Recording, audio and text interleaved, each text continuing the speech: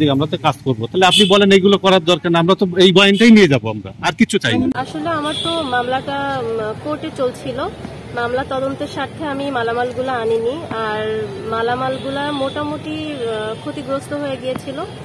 তার জন্য বাড়িওয়ালার কাছে আমি আমার মালামালের যে ক্ষয়ক্ষতি হয়েছে তার জন্য একটা ক্ষতিপূরণ দাবি করেছিলাম, আর মামলাটা চলমান থাকে আমি মালামালগুলো আনিনি।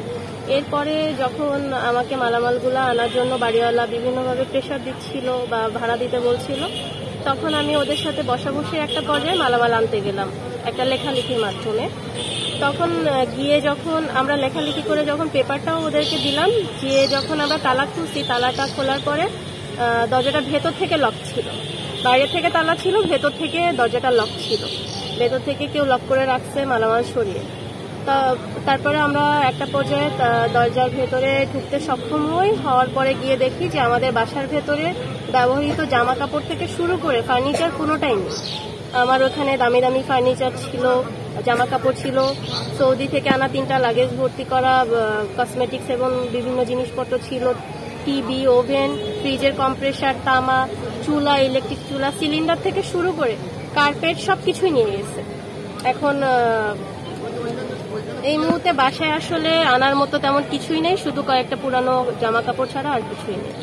ফার্নিচার জিনিসপত্র দিয়ে সব মিলিয়ে 5 লক্ষ টাকার উপরে। আর এর আগে যে চুরিটা করলো ওরা, এখানে প্রায় 7,80,000 টাকার মতো স্বর্ণ ছিল, 1000 সৌদি রিয়াল ছিল, যার বর্তমান বাংলাদেশি রেট হবে 32,000 টাকা। মোবাইল চুরি করেছে। বাড়িওয়ালার ঠিকানা হচ্ছে, ওনার নাম কাজী শফিউল ইসলাম, পশ্চিম বানিয়া খামার, আন্দির পুকুর, 112 পশ্চিম বানিয়া খামার।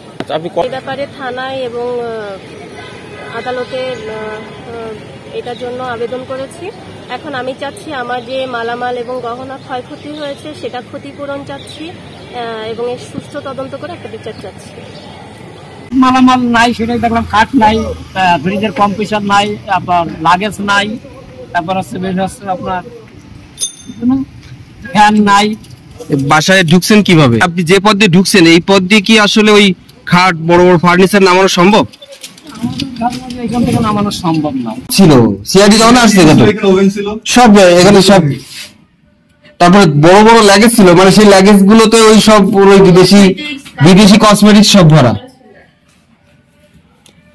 এটা তো তারপর খাট থাকলে জামা কাপড়ও নিয়ে গেছে, যেগুলো ভালো ভালো জামা কাপড় লাগে, জামা কাপড় তো মাল আটকে নিয়েছে। এখন তো একটা পয়সার দিকে আমরা যাচ্ছিলাম না, মালগুলো দিয়ে দিও। হ্যাঁ হ্যাঁ হ্যাঁ, প্রশাসন ছাড়া আমাদের এটা আসলে আমাদের কিছু করার নেই। আমাদের আসলে ওরা বের করতে হবে, এর পুরো রহস্যটা কি বলবে, এই হতে পারে, এই হইছে বা কি হইছে দেখেন, আর আপনি সিসিটিভিগুলো দেখেন। এখন এটা নির্ভর করবে যে ওই বাড়িওয়ালা তার আন্তরিকতার উপরে। এখানে যে বাইরের কোনো চোর আসছে নাকি অন্য কোনো ভাবে এটা মিসিং হয়েছে, এটা আপনার আন্তরিকতার উপরে নির্ভর করে। আল্লাহ আছেন উপরে, আমি যাই কান্না করে তুই ওর মুরব্বি আছে তুই বলতে পারবি 100% সহযোগিতা করা আছে এই বাদতে এই না দেখে দেই না মালিকের কথা সমস্যা কি মূলত একটু বন্ধই করেন। আপনি ওই ফাইন্যান্সিয়াল ব্যাপারটা না ওটা আমাদের কাজ হিসেবে করবেন, আমরা দেখবেন আইন ঠিক না আমরা কিছু নেই। গয়নার যে এইগুলা ছিল না, কাগজগুলো ছিল, আর এটাতে ছিল গয়নার ওই ডকুমেন্টগুলো, বাকি যে গয়নার ডকুমেন্টগুলো সেগুলো এখানে ছিল, এগুলো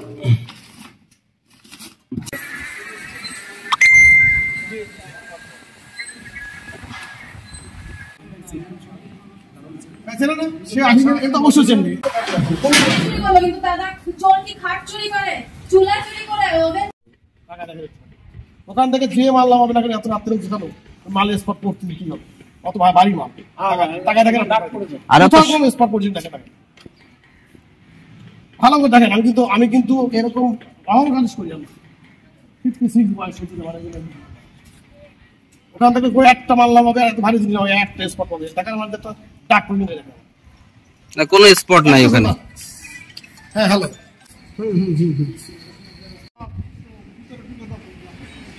মালামালগুলো যেগুলো তাদের পছন্দ মতো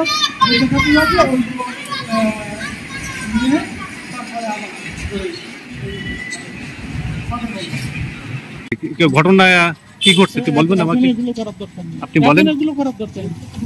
দাদা আমরা তো সাংবাদিক, আমরা তো কাজ করবো, তাহলে আপনি বলেন এইগুলো করার দরকার না, আমরা তো এই বয়ানটাই নিয়ে যাবো, আমরা আর কিছু চাই না। হ্যাঁ সেটাখানেই বলুক, ঘটনার সত্যতা স্বীকার করেন, কি হয়েছে বলেন। তো হয়েছে, এটা তো সবাই দেখতেছে। এখন যে দারোয়ান ছিল ওই দারোয়ানকে আমি কি হবে, যে দারোয়ান তালা খুলে কি দেখলেন আর কি? আমাদের সবার উপরে তো খুলিনি, সাথে তো ছিলেন তালা তো আর আমি খুলিনি, তালা যাদের রুম ভাড়া দেওয়া ছিল তারাই আপনি সাথে ছিলেন। খুলে জিনিসপত্র এলিমেন্ট করার এই খাট নেই।